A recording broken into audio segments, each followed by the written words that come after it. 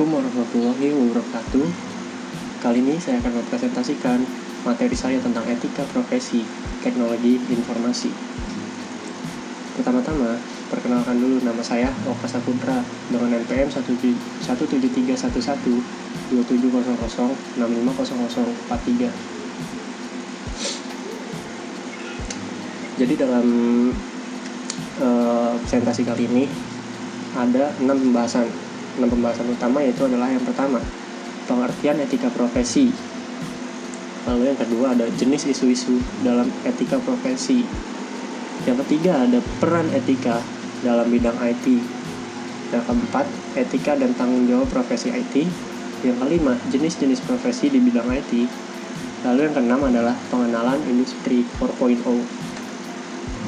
Nah, kita langsung masuk aja ke pembahasan pertama, yaitu adalah pengertian etika profesi. Apa sih itu etika?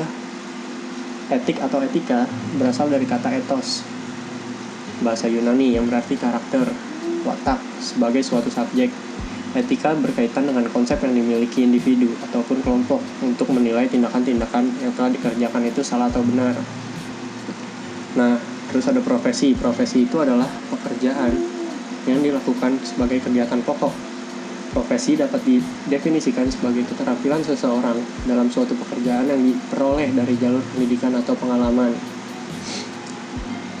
Lalu habis itu etika profesi. Etika profesi adalah sikap hidup berupa keadilan untuk memberikan pelayanan profesional terhadap masyarakat dengan ketertiban penuh dan keahlian sebagai pelayanan dalam rangka pelaksanaan tugas berupa kewajiban terhadap masyarakat. Pembahasan kedua, yaitu jenis-jenis isu dalam etika profesi.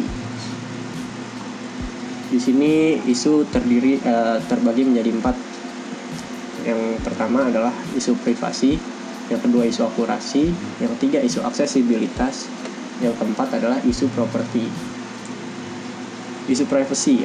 Isu privacy itu adalah rahasia pribadi yang sering disalahgunakan orang lain dengan memonitor email, memeriksa komputer orang lain, memonitor perilaku kerja, menggunakan kamera tersembunyi, pengumpulan, penyimpanan, dan penyebaran informasi mengenai berbagai individu atau pelanggan, dan menjualnya kepada pihak lain untuk tujuan komersial. Privasi informasi adalah hak untuk menentukan kapan dan sejauh mana informasi mengenai diri sendiri dapat dikomunikasikan kepada pihak lain. Itu. Lalu ada isu akurasi. Isu akurasi itu apa sih? Isu akurasi adalah autentikasi, kebenaran, dan akurasi informasi yang dikumpulkan serta diproses. Siapa yang bertanggung jawab atas berbagai kesalahan dalam informasi dan kompensasi apa yang seharusnya diberikan kepada pihak yang dirugikan. Lalu ada isu aksesibilitas. Isu aksesibilitas itu adalah hak untuk mengakses informasi dan pembayaran biaya untuk mengaksesnya. Hal ini juga menyangkut masalah keamanan sistem dan informasi. Nah, yang terakhir nih, isu properti. Isu properti itu adalah kepemilikan dan nilai informasi atau hak cipta intelektual. Hak cipta intelektual yang paling umum berkaitan dengan TI adalah perangkat lunak, penggandaan, pembajakan. Perangkat lunak adalah pelanggaran hak cipta dan merupakan masalah besar bagi para pembajak.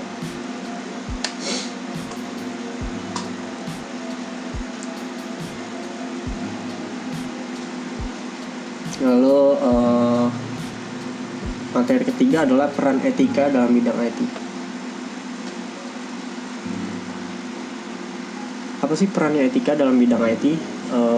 Sebenarnya banyak hal yang menggiurkan manusia untuk dapat sukses di bidang IT, tapi tidak cukup dengan mengandalkan ilmu pengetahuan dan teknologi. Manusia juga harus menghayati secara mendalam kode etik ilmu teknologi dalam kehidupan.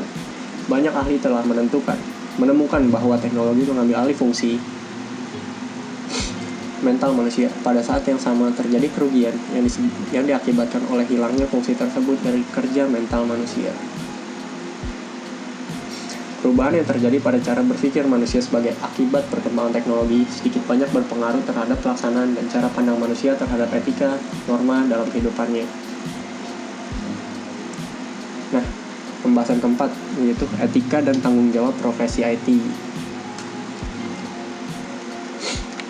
etika profesi sangatlah dibutuhkan dalam berbagai bidang, khususnya bidang teknologi informasi.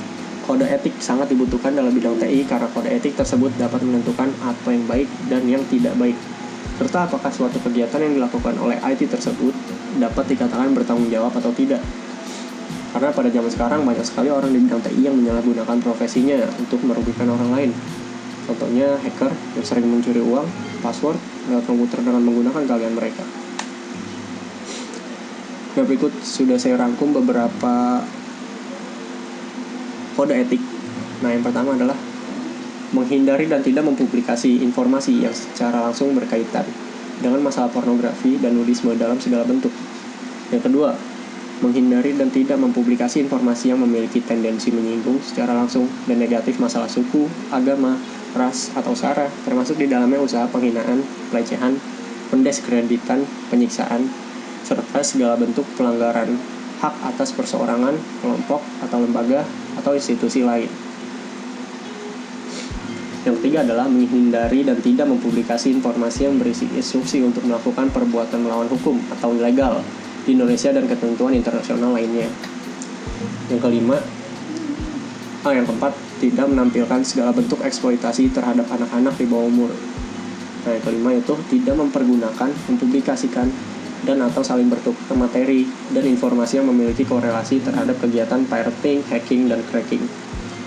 Yang keenam, bila mempergunakan skrip, program, tulisan, gambar atau foto, animasi, suara, dan bentuk materi dan informasi lainnya yang bukan hasil karya sendiri, harus mencantumkan identitas sumber pemilik hak cipta bila ada yang bersedia untuk melakukan pencabutan, bila ada yang mengajukan keberatan serta bertanggung jawab atas segala konsekuensi yang mungkin timbul karenanya.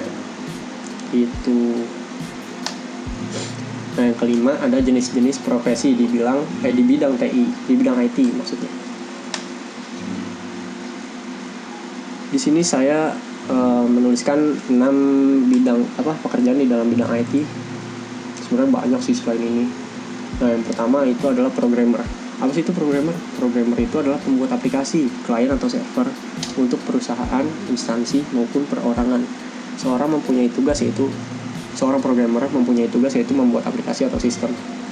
Lalu ada IT support. IT support itu adalah seseorang yang bisa mengatasi masalah umum yang terjadi pada komputer, kayak masalah install software, install Windows, dan segala macamnya. Lalu ada software engineer, yaitu adalah orang yang memiliki keahlian untuk memproduksi perangkat lunak, mulai dari tahap awal spesifikasi sistem sampai pemeliharaan sistem setelah digunakan. Lalu ada DA, Database Administrator, yaitu adalah orang yang ahli dalam mendesain, mengimplementasi, memelihara, dan memperbaiki database. Lalu ada Network Engineer. Apa sih itu Network Engineer? Network Engineer itu adalah orang yang bekerja dalam bidang teknis jaringan komputer dari maintenance sampai pada troubleshooting-nya. Lalu ada Sistem Analis. Itu orang yang ahli dalam menganalisa sistem yang akan diimplementasikan, mulai dari menganalisa sistem yang ada sampai berjalannya sebuah sistem. Nah, materi terakhir nih, pembahasan terakhir yaitu pengenalan Industri 4.0 atau 4.0. Apa sih itu Industri 4.0? Sebentar. Industri 4.0 adalah nama tren otomatisasi dan pertukaran data terkini dalam teknologi pabrik. Istilah ini mencakup sistem siberfisik, internet untuk segala komputasi awan, dan komputasi kognitif.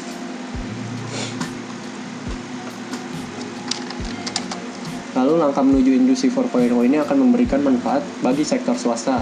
Produsen besar yang akan terintegrasi akan dapat mengoptimalkan serta menyederhanakan rantai suplai mereka. Contohnya melalui sistem flexible factories. Sistem manufaktur yang dioperasikan secara digital juga akan membuka peluang-peluang pasar baru bagi UKM penyedia teknologi seperti sensor, robotik, 3D printing, atau teknologi komunikasi antar mesin. Nah, cukup sampai sini presentasi saya. Kurang lebihnya mohon maaf. Kalau ada pertanyaan silakan bertanya di kolom komentar. Terima kasih.